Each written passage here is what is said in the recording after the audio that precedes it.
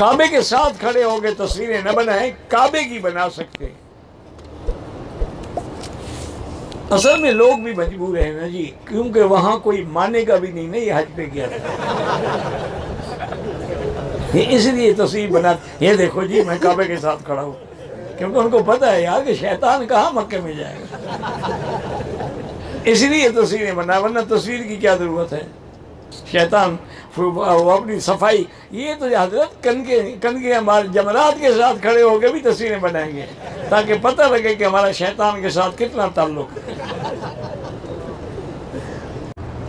اگر ایک آدمی اپنی بیوی سے رات کو ملتا ہے، دوبارہ ملنا چاہے، غسل افضل ہے، لیکن نہ کرے تو کوئی حرج نہیں۔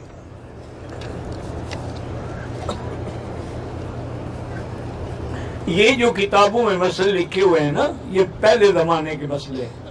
اس زمانے میں لوگ بھی قوی تھے، ایمان بھی قوی تھے، قوتیں بھی قوی تھی۔ وہ ایک رات میں 3 دفعہ بھی بیوی کو ملتے تو 3 دفعہ غسل کرتے تھے۔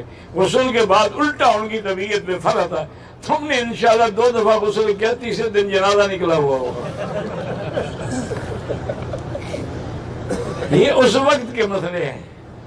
آج کل تو اللہ رحمت کرے 20 سال کے نوجوان بچے بوڑھے ہو گئے، کیوں فلمیں دیکھ دیکھ کے، ہاتھوں سے شہادتیں مٹا کے، گندی عورتوں کے پکچریں دیکھ دیکھ کے، ان کے پاس بچا ہوا کیا ہے؟ وہ تو بس نام کے جوان ہیں، ان سے تو 70 سال والا بوڑھا اچھا ہے۔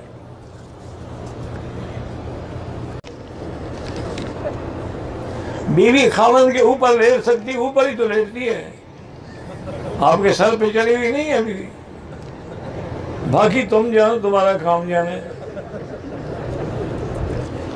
مولوی طارق جمیل صاحب پر میں نے تو کبھی زندگی میں کفر کا فتویٰ نہیں دیا، کسی پر بھی اللہ کا شکر ہے کفر کا فتویٰ نہیں دیا۔ میں تو کسی بزرگ کا نام لے کے ایسی بات کہہ ہی نہیں سکتا۔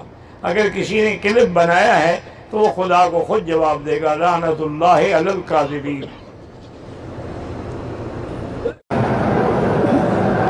کہتا کہ میں نے کسی سے سنا ہے کہ بیوی کے پاؤں تلے جنت، بس بیوی کے پاؤں پکڑے رکھو۔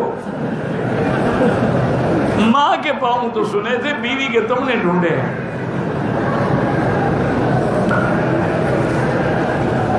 ویسے اچھا ہے بیوی کے پاؤں کے نیچے رہو۔